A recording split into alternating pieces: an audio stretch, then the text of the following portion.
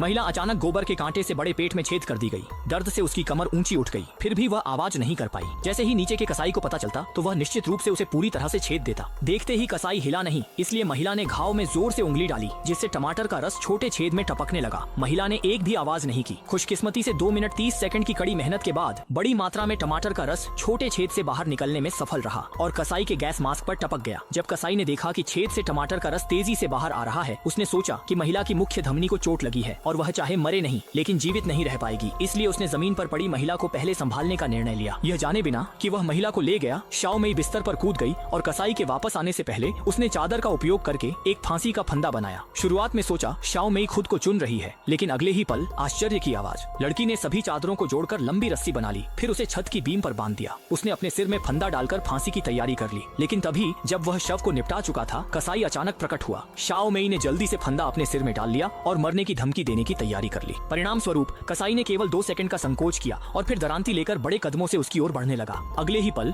विशेष प्रभाव ध्वनि।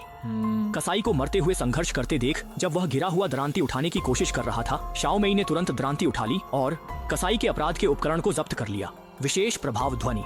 लेकिन किसे पता था कि कसाई और भी जोर से संघर्ष करेगा और यह उम्मीद नहीं थी कि बिस्तर का तख्ता भी जल्द ही सहारा नहीं दे पाएगा, जिससे महिला डर के मारे तुरंत गीली हो गई। देखा कि कसाई को दम तोड़ने में कुछ समय लगेगा। महिला ने अपनी सहेली की लाश को बिस्तर पर रख दिया। रस्सी के अत्यधिक खिंचाव के कारण कसाई अब और सहारा नहीं दे सका और कांपने लगा। वह अंतिम सांस लेने वाला हो। तभी छोटी मैंने हिम्मत करके आगे बढ़ी, लेकिन किसे पता था कि उसने पहले के अत्याचार के कारण कसाई को खत्म नहीं किया, बल्कि एहतियात के तौर पर उसने अन्य सहेलियों की लाशों को भी बिस्तर पर रख दिया। वह इसी तरह कसाई को निराशा में मरते हुए देखना था। जब रस्सी पूरी तरह से खींच गई तो छोटी मैंने सीधे जाने का निर्णय नहीं लिया, बल्कि उसने अंतिम वार करने का विकल्प चुना। देखा कि उसने फांसी की रस्सी को जोर से खींचा जब तक कि कसाई ने संघर्ष करना बंद नहीं कर दिया और अपनी अंतिम सांस नहीं ले ली। तब जाकर छोटी मे को आजादी का एहसास हुआ। पर आखिर में जिज्ञासा के कारण उसने कसाई का पर्दा हटा दिया। परंतु उसने सोचा था कि सामने खड़ा कसाई उसका वही हैंडसम बॉयफ्रेंड होगा। उसने सोचा था कि उसने ऐसा व्यक्ति चुना है। लड़की ने स्टील का दरवाजा खोला और उस बूचड़खाने से बाहर निकल गई और आखिरकार उसे आजादी मिल गई।